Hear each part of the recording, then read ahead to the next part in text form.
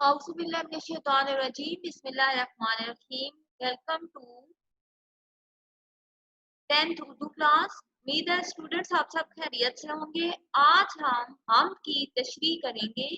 अपनी नोटबुक्स निकालें, आज की डेट लगाएं, नज्म लिखें हम, नीचे लिखें शेर नंबर 1 तशरीह। शेर नंबर 1 है, उसी ने एक हरफे कुन से पैदा कर दिया आलम, कशाकश की सदाए हाउ से भर दिया आलम। तशरीह लिखें, अल्लाह ताला ने इस कायनात को तख्लीक करते वक्त सिर्फ एक लफ्ज़ कुन कहा और इस दुनिया को तरह तरह की मखलूकात से भर दिया और इसे चहल पहल का मरकज बना दिया। नीचे वाली लाइन पे लिखें, हफीज जलंधरी खालिके कायनात की हम्दो सना बयान करते हुए कहते हैं कि तमाम तारीफें अल्लाह ताला के लिए हैं, जिसने एक हरफे कुन का और कायनात तख्लीक हो गई। ये खूबसूरत जहान आबो गुल मर्ज़ वजूद में आ गया, जैसा कि अल्लाह ताला ने कुरान मजीद में अपनी कुदरत तख्लीक को बयान करते हुए फरमाया, जब वो किसी चीज के बनाने का इरादा करता है तो इसके लिए एक लफ्ज़ कुन कहता है, बस वो चीज वजूद पा जाती है। दूसरे मिसरे में शायर अपनी बात को मजीद बढ़ाते हुए अर्ज करते हैं कि खालिके कायनात के एक लफ्ज़ कुन का कमाल ये है कि कायनात रंगो नूर से भर दी गई। इस जमीनो आसमान को गहमा गहमी का मरकज बना दिया गया। आसमान पर सूरज, चांद और सितारों की चहल पहल और रौनक है और जमीन पर इंसानों, हैवानों, चरें परें की सूरत में गहमा गहमी और हंगामा आराई पाई जाती है। बकौल शायर, शेर लिखे मार्कर से, जमीन को रौनके बख्शी तेरे ही नूर ने मौला, फलक की गहमा गहमी भी है तेरे नूर के दम से। नीचे वाली लाइन भी लिखी, असल में शायर अल्लाह ताला की अजमत और बड़ाई बयान कर रहा है कि उसकी अल्लाह की जात इस कायनात में सबसे बड़ी है और पूरी कायनात उसके एक लफ्ज की मोहताज है। दुनिया की सारी चमक दमक और रंगारंगी उसी की वजह से है। यही अंदाज और इज़हार एक और शायर ने कुछ इस तरह बयान किया है।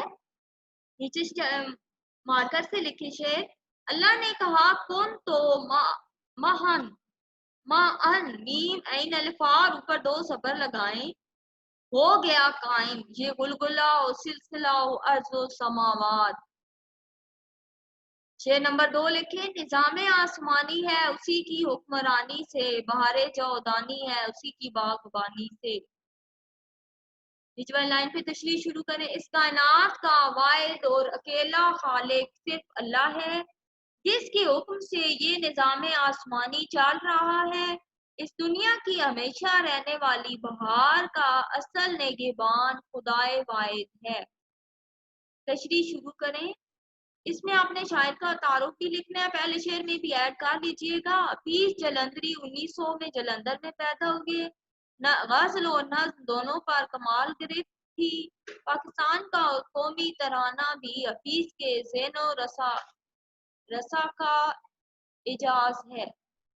उनकी शायरी इखलाकी और जज्बाती दोनों किस्म की अपील मौजूद है। उनकी शायरी में अखलाकी और जज्बाती दोनों किस्म की अपील मौजूद है।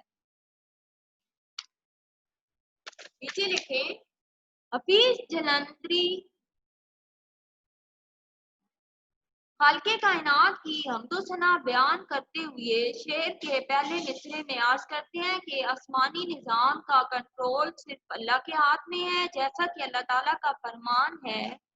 तर्जुमा कोमास में लिखे, ना सूरज की मजाल है कि चांद को जा पकड़े और ना रात सबकत करने वाली है दिन से, ये सब एक दायरे में तैर रहे हैं। नीचे लिखे, ये कायनात अल्लाह की तख्लीक करता है, उसने कायनात में इस तरह तरतीब रखी है कि कहीं जरा भर भी ऊंच नीच नजर नहीं आती। ہر چیز اس کے قبضے میں ہے، اس کائنات میں جس طرف بھی دیکھیں ہر چیز گواہی دے گی کہ زمین و آسمان کا نظام چلانے والا اللہ تعالیٰ ہی ہے۔ نیچے شعر لکھیں، چاند میں کہکشاں میں پھولوں میں تو اس کی نشانیاں دیکھوں۔ دوسرے مصرے میں شاعر کہتے ہیں کہ اللہ تعالیٰ ہی ہے جس نے اس باغ دنیا میں لازوال بہار برپا کر رکھی ہے۔ اس باغ کا نگہبان اور اصلی مالک و نگران اللہ ہی ہے۔ اللہ تعالیٰ اپنے کلام مقدس کا آغاز کرتے ہوئے ارشاد فرماتے ہیں کہ سب تعریفیں اللہ کے لیے ہیں جو سارے جان کا پالنے والا ہے۔ یہ آپ نے کوماس میں لکھنا ہے۔ نیچے لکھے، اللہ کی اسی کبرائی اور عظمت کو امیر مینائی بھی اپنے انداز خاص میں خراج تحسین پیش کرتے ہیں کہ چمن دنیا میں ساری رعنائیاں اللہ نے بخشی ہیں، ان کا خوبصورت انداز قابل تعریف ہے۔ وہ کہتے ہیں کہ مارکر سے لکھے، رنگ تیرا چمن میں بو تیری، خوب دیکھا تو باغباں تم ہے۔ تیسرا شعر لکھیں، زمین پر جلوہ آرا ہے مظاہر اس کی قدرت کے، بچھائے ہیں اسی داتا نے دسترخوان نعمت کے۔ پھر تشریح لکھیں، اللہ تعالیٰ کی باکمال قدرت نے طرح طرح کے نظارے جگہ جگہ نظر آتے ہیں۔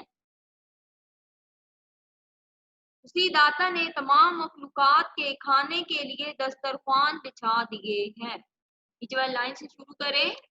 حفیظ جلندری شعر کے پہلے مصرے میں کہتے ہیں کہ زمین پر ہمیں اللہ تعالیٰ کی قدرت کی جتنی بھی نشانیاں نظر آتی ہیں وہ اس کے جلووں کے انداز ہیں۔ ہم ان علامتوں کو دیکھ کر اللہ تعالیٰ کی ذات کے بارے میں کیا سرائیاں کر سکتے ہیں۔ اللہ تعالیٰ خود فرماتے ہیں کہ ترجمہ کوماس میں لکھیں، اور اللہ نے پیدا کیا ہے ہر چلنے پھرنے والے جانور کو پانی سے، بس کوئی ان میں سے پیٹ کے بال رینگتے ہیں اور کوئی ان میں سے 2 پاؤں پر چلتے ہیں اور کوئی ان میں سے 4 پاؤں پر چلتے ہیں۔ اللہ جو کہتا ہے بناتا ہے، بے شک اللہ ہر چیز پر قادر ہے۔ بقول شاعر، ذرے ذرے سے عیاں ہونے کے بعد آج تک راز حقیقت راز ہے۔ دوسرے مصرے میں شاعر کہتے ہیں کہ اللہ تعالیٰ نے جو اس کائنات کا حقیقی داتا ہے اس نے پورے کرۂ ارض کو انسان کے لیے دسترخوان بنا دیا ہے۔ اس زمین پر پھل پیدا ہوتے ہیں اور سبزیاں اگتی ہیں اور اسی زمین پر بیٹھ کر وہ ان اللہ کی نعمتوں سے لطف اندوز ہوتے ہیں، اور اللہ تعالیٰ جو رازق حقیقی ہے اس کے فرمان کی عملی صورت بن کر شکر ادا کرتا نظر آتا ہے کہ ترجمہ، پاکیزہ چیزوں میں سے جو ہم نے تمہیں عطا کی ہیں اس کا شکر ادا کھاؤ اور اس کا شکر ادا کرو۔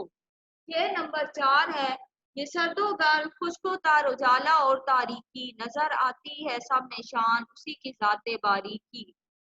تشریح لکھیں، اس کائنات کے ہر رنگ میں اللہ تعالیٰ کی ذات کی شان رچی بسی معلوم ہوتی ہے۔ اس پر لائن پہ لکھیں، شاعر اس شعر کے پہلے مصرے میں کہتے ہیں کہ یہ کائنات مجموعہ ازداد یعنی زد کی جمع کی صورت میں تخلیق کی گئی۔ اگر سردی ہے تو اس کی ضد میں گرمی، اگر خشکی ہے تو اس کی ضد میں تری، اجالا ہے تو تاریکی، یہ سب اللہ کی نشانیاں ہیں۔ جیسا کہ اللہ تعالیٰ فرماتے ہیں، ہم نے کائنات میں کوئی چیز نہ چھوڑی جس کا اس کتاب میں ذکر موجود نہ ہو، اور اس میں نشانیاں ہیں عقل والوں کے لیے۔ بقول شاعر، پھولوں کی مہک میں تو، انجمن کی جھلک میں تو، وہ رنگ صبا تیرا، یہ شان ادا تیری۔ دوسرے مصرے میں شاعر کائنات میں موجود جو چیز بھی ہے ہماری دائرہ بصارت میں آتی ہے، اس پر غور کریں تو ہمیں سب سے بڑی شان اللہ تعالیٰ کی نظر آتی ہے جو صاحب ذی شان ہے۔ وہ ہر کسی کو شان عطا کرنے والا ہے۔ اس نے اپنے محبوب کی بے مثال شان عطا فرمائی، اور اللہ تعالیٰ خود ارشاد فرماتے ہیں، محبوب ہم نے آپ کو خیر کثیر یعنی بہت سی شانیں عطا فرمائی۔ بقول شاعر، خدا کی عظمتیں کیا ہے محمد مصطفیٰ جانے، مقام مصطفیٰ کیا ہے محمد کا خدا جانے۔ یہاں تک ہماری تشریح مکمل ہوئی۔ نیکسٹ لیکچر میں ہم اگلی تشریح کریں گے۔ اپنا خیال رکھیے گا. اللہ حافظ.